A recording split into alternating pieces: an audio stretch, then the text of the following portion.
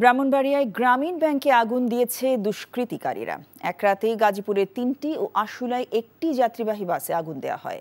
Police জানায়, ব্রাহ্মণবাড়িয়ার বিজয়নগর উপজেলার চান্দুরা ইউনিয়নের আমতলী এলাকায় গ্রামীণ ব্যাংকের একটি শাখায় গভীর রাতে আগুন দেয় দুষ্কৃতিকারীরা।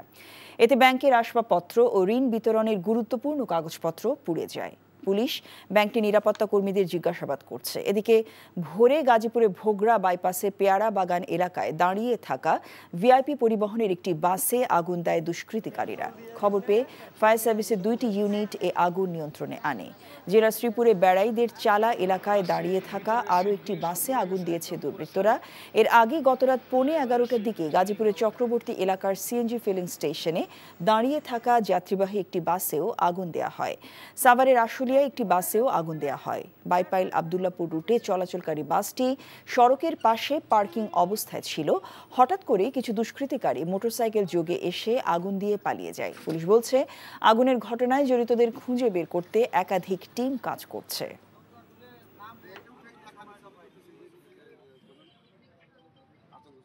গাড়ির মধ্যে ঘুমায় রয়েছি ভাই, হঠাৎ করে দুইজন লোক কি জানি ভিতরে দিয়ে আগুন লাগাই দিছে।